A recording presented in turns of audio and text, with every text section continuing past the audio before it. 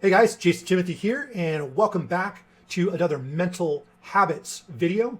This is where I take excerpts from my best-selling book, The Mental Game of Electronic Music Production. And today's topic is going to be 80-20 rule as applied to music production. Okay, so I usually like to start these videos with a quick review. This one's a little bit longer, and it's from Terry X. So if you have read the book and have left a review on Amazon, you might be the next person that I will feature in one of my future videos.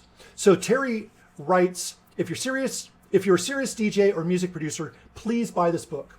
Right after I finally finished and released my first beat, my copy of The Mental Game of Music Production finally arrived from Amazon. Jason, I cannot thank you enough on everything taught in this book. I really wish you'd get back to my email.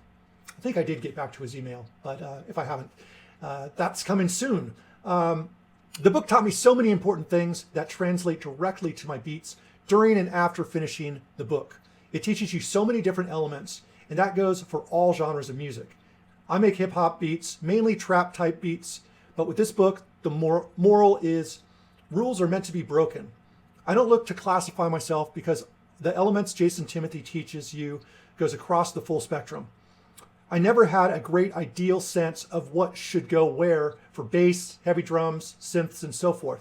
After finishing this beat, I have a little but useful knowledge after finishing the book. Heck, the tips and tricks are so useful, I had to jot them down myself.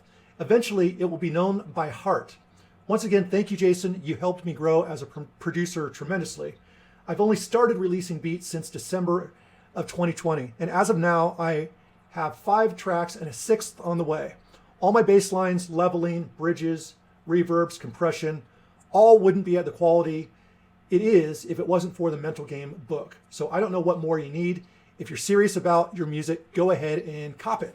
And he has a picture of himself with the Mental Game book. Thanks so much for the review, Terry. And yeah, if I haven't got back to you, I will. My emails do fill up pretty quick, but I hope you enjoyed that I read your review on this video. So let's get into the topic, the 80-20 rule as applied to music production. So the first thing we should do is get into what the 80-20 rule is. And basically, in its most simplistic form, it was found that almost across the board, 20% of what you do usually dictates 80% of your results. So if you're able to figure out that 20% that is your biggest, most productive action, then you could pretty much cut out 80% of what you do for the most part and still get a majority of your results, okay? So that means you could save a whole lot of time with things that are not very productive for you. So as an example, 20% of the food you eat is going to result in 80% of the benefits you give to your body. 20% of your work habits are going to give you 80% of your productivity. And there is 20% of your music habits that will give you 80% of your music production results, okay? So if you look at things this way, you realize that you are probably not applying the 80-20 rule in many aspects of your life, okay? And for one, if you want to save time so that it can open up for more time for music, then you can 80-20 many things in your life to open up more time. For example, here's some time-wasting activities that you could probably cut down even more than 80% and still get 80% of your results, if not more. So for one, checking email. How many times a day are you checking your email when it's probably only necessary to check it like during the day and at night, twice a day, maybe 5 to 10 minutes each visit, all right? That's gonna save you from a lot of wasted time that you spend just checking your email out of habit, right? That habit is not very productive for you.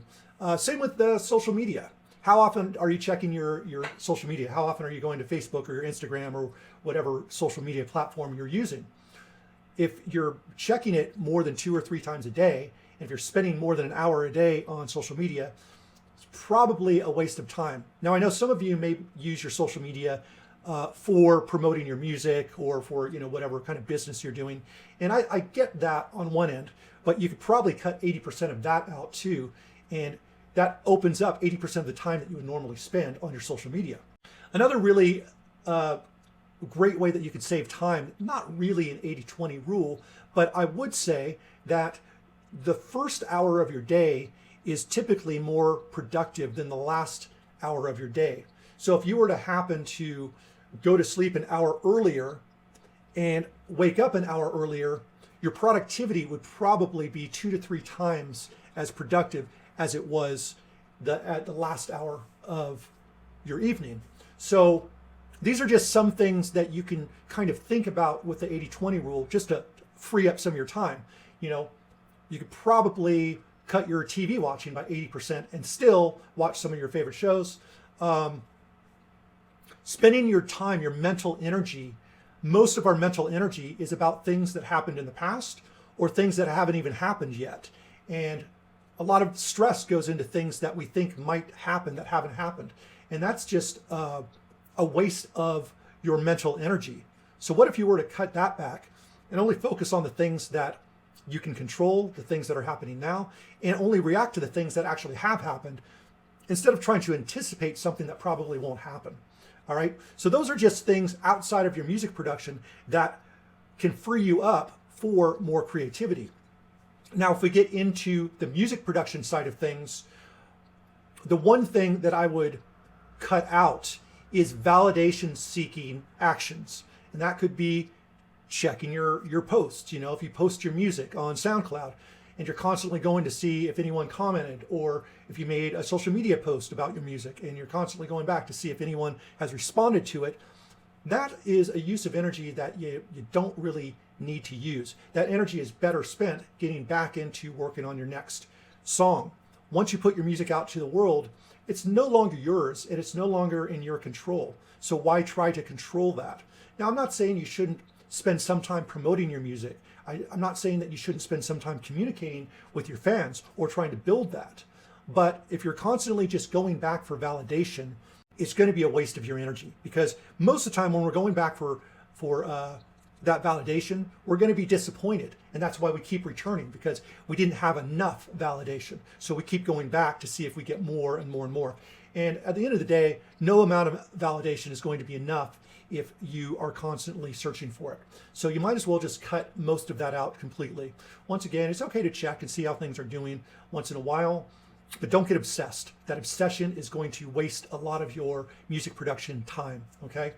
You really want to keep your outside perspective at a minimum and really focus and trust your inner strength, your inner creativity, your inner artist.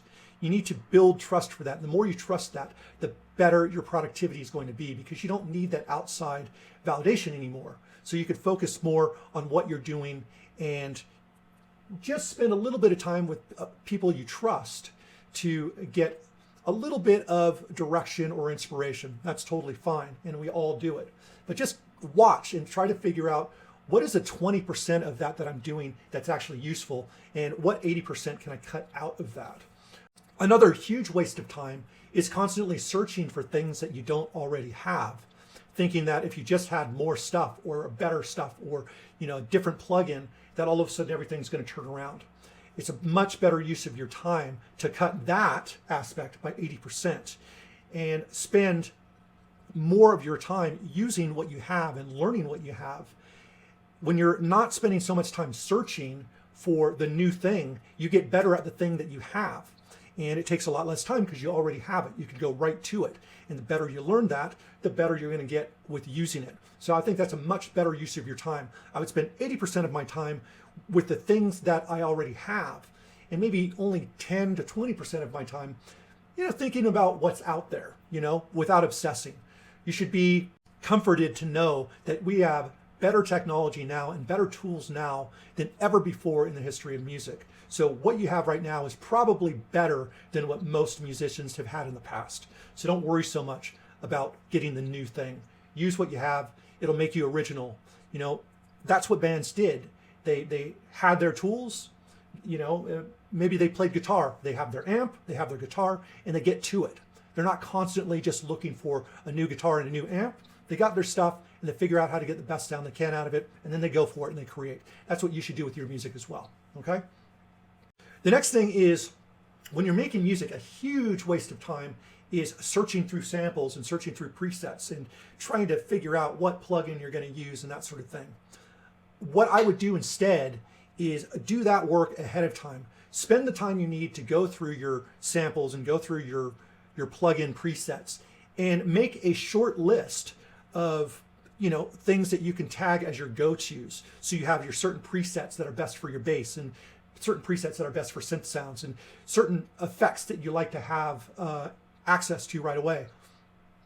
Get that sorted out. What I like to do is I like to rename these things with 000 in front of it. That way, when I'm looking for sounds and I'm creating, I just type in the search window 000 and all my personal presets and go-tos will come up. And that way I don't have to scour through all my samples and presets every time I'm making a new song. I've already got my go-tos, so I can quickly start putting my beats together, my sounds together, my bass together, and all that sort of stuff. That will easily remove 80% of what you're doing and focus on that 20% that is going to be the most useful for you.